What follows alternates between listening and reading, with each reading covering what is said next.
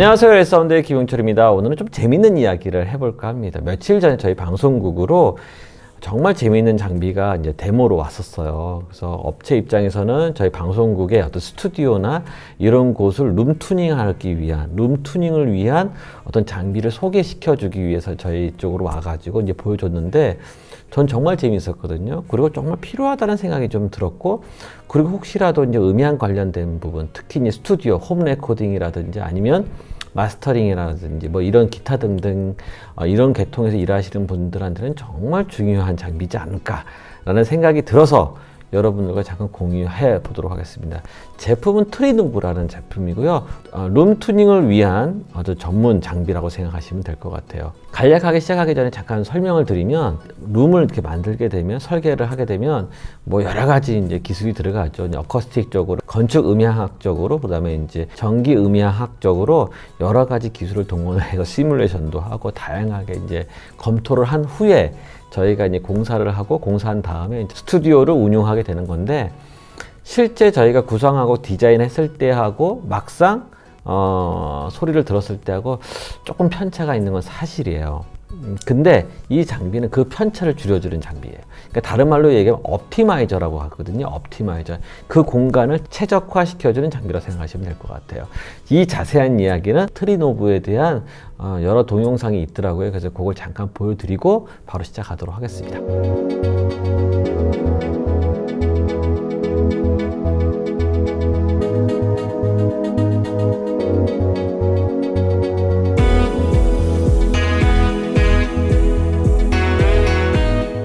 I set it up my own workplace because you have the freedom to develop things, you have the freedom to shape things, and you can work with the artist in more freedom when you have your own working place, your own studio. And this is what gives me a lot of freedom and gives me a continuity in my work.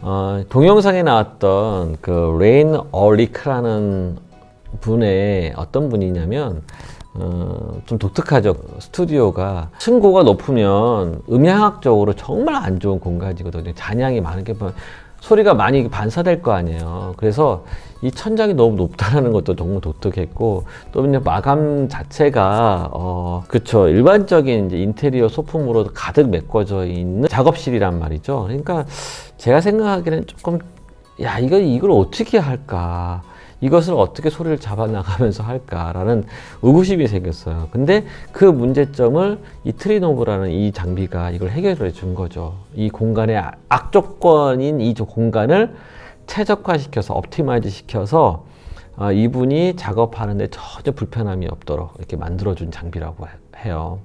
여러분들이 만약에 혹시라도 스튜디오라든지 홈 레코딩 하시는 분이라든지 아니면 여러분들이 하는 그 작업 공간이 돈을 들여서 만들었지만 그거만큼 좋은 효과를 얻지 못한다고 하면 이런 장비가 들어가서 정말 그 공간을 많은 돈을 들이지 않고서도 충분히 좋은 효과를 낼 수 있는 장비지 않을까 생각이 들어요. 참고로 저희가 이제 뮤직 스튜디오가 있어요. 테스트를 해봤거든요. 솔직히 저희가 봤을 때는 저희 그 스튜디오가 나름대로는 정말 잘했다고 생각이 들어요. 많이 고심을 했고, 많은 뮤지션들이 와서 저희들 녹음을 또 하고 어떤 그 공간인데, 이 장비를 사용한 거랑 안 한 거랑 저희가 비교를 해보니까 있어요. 저희가 깜짝 놀랐거든요. 이렇게 달라질 수가 있을까? 라는 걸 너무 깨달았기 때문에, 좀 이런 부분에 대해서 여러분들과 자세하게 한번 나눠보도록 할게요.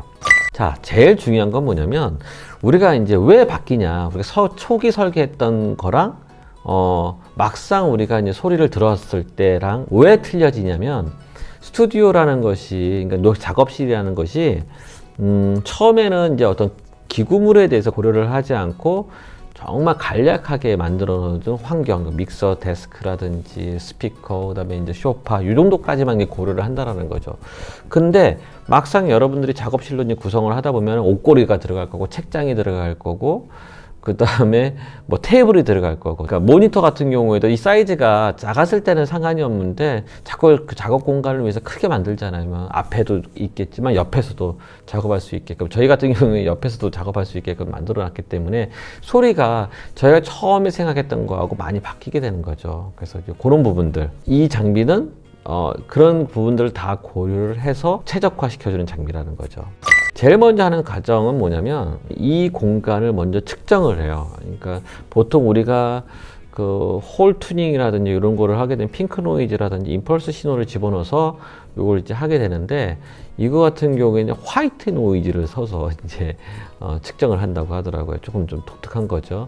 화이트 노이즈 같은 경우에는 어떤 장비 간에서의 어떤 그것을 측정하기 위해서 많이 쓰는 건데, 이것은 이 룸 공간을 정밀하게 측정하기 위해서 화이트 노이즈를 쓴다고 해요. 그리고 지금 보시는 마이크는 이게 측정용 마이크예요. 그래서 이거는 입체적으로 이제 구성이 된 거죠. 그러니까 4개의 마이크가 있고요. 가운데 마이크가 있고요. 세 방향으로 이제 또 마이크가 또 구성이 되어 있어서 이 공간에 대해서 입체적으로 얘가 측정을 하는 거예요. 그러니까 단방향적인 어떤 측정이 아니라 입체적 3D로 이제 측정을 하는 거죠. 말로는 X, Y, Z뿐만 아니라 W라는 거는 어떤 그 주파수 그 레이어층이라고 생각하시면 될 것 같아요. 이런 것까지도 얘가 감안을 해서 측정을 해준다는 거죠. 이 공간을 측정을 한 결과가 지금 보시는 이 그림처럼 호리젠털 입장에서 어느 방향에 얼마큼 거리에 있는지를 얘가 보여주고요. 또한 이 엘리베이션을 이렇게 보시면 이 높낮이, 그러니까 그 스피커의 위치의 높낮이까지도 얘가 이제 측정을 해주는 거예요. 그래서 지금 그 위치에서 만약 쐈을 때에 좀 편차가 생기는 이런 부분들, 전에 한번 튜닝에 대해서 여러분들과 잠깐 이야기할 때 제일 중요한 건 위상이라고 얘기를 한 적이 있었을 거예요. 위상적인 부분은 이 장비가 해결을 해주는 거죠. 프로세서를 통해서. 처음에는 뭐 예를 들면 좌측에서 스피커에서 소리가 먼저 나오고요, 우측에서 소리가 나오고요. 그러니까 뭐 요런 측정하는 시간이 한 20초에서 30초 정도 걸리는 것 같아요. 그것을 다 끝난 다음에 옵티마이즈 작업을 시작하게 되는 거죠. 측정을 하게 되면 이런 데이터가 주어지게 돼요. 뭐 SPL이 어떻게 됐다는 건지 기본적으로 줄 거고요. 그 다음에 스피커의 그 편차가 얼마큼 되는지, 높낮이의 편차가 얼마큼 되는지, 또한 크레스트 팩터가 어떻게 되는 건지, 밴드위스가 어떻게 되는지, 그 다음에 딜레이 값들이 어떻게 되는지를 정밀하게 얘가 이제 표현을 해줘요. 요 데이터를 가지고 처음은 이제 before 튜닝을 하기 전의 모습을 보여주고요. 그다음에 이제 after 튜닝한 이후에 모습을 보여주게 되는 거죠. 그래서 필터라는 것은 얘가 이 자체에서 필터링을 거치는 거예요. 그러니까 이거 같은 경우는 정말 이거 프로세서가 많이 걸리는 거죠. 그러니까 보통 우리가 얘기하는 요즘 많이 나오는 건 FIR 필터를 많이 쓰거든요. 디지털 같은 경우에는. 그 대신 이거의 단점은 있어요. 왜냐하면 프로세서를 거쳐야 되기 때문에 시간이 어느 정도 걸린다라는 거죠. 이쪽에서 얘기는 뭐냐면 35ms라고 얘기를 되어 있더라고요. 왜냐면 이제 소스의 비트레이트라든지 그다음에 샘플링이라든지 이런 거에 따라서 조금 편차가 있을 거예요. 그 프로세서 걸리는 시간이 걸리겠죠. 근데 일반적으로 25에서 35 요 사이에서 레이턴시가 생기는 거죠. 레이턴시가 생기기 때문에, 그러니까 실제적으로는 이 스튜디오 환경이라든지 뭐 이런 환경에서는 가능하지만 라이브 환경에서는 조금 이게 어렵다라는 거죠. 이런 레이턴시가 있기 때문에 그런 단점은 있겠지만 실질적으로 여러분들이 음악 작업을 하는 입장에서는 너무 중요하다라는 거죠. 전 너무 놀랐던 건 뭐냐면 지금 이 그래프가 한 페이지 모양이 되어 있는데 지금 저희 스튜디오에 대한 어떤 페이지에 대한 그 화면이거든요. 튜닝을 하기 전에 어떤 위상에 대한 모습인데, 지금 보시면 그 저음은 어쩔 수 없어요. 저음 부분 같은 경우에는 이제 한계가 있거든요. 그러나 이제 고음 영역 같은 경우에는 이렇게 이제 역위상을 만들어 주는 거죠.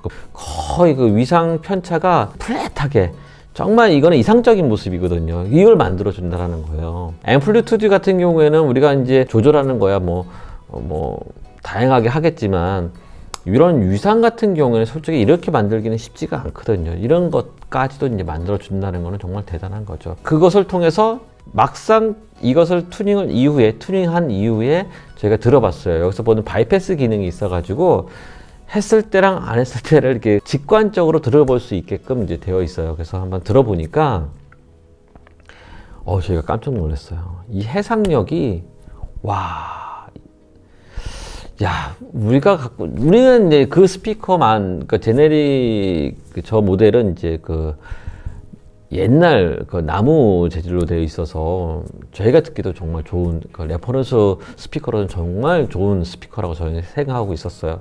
저희가 생각하고 있고 이제 저희가 많이 듣는 장비인데 이거 했을 때와 안 했을 때 그 선회도의 차이가 와 깜짝 놀랄 정도였어요. 그래서 정말 탐났던 장비라고 생각하시면 될 것 같아요.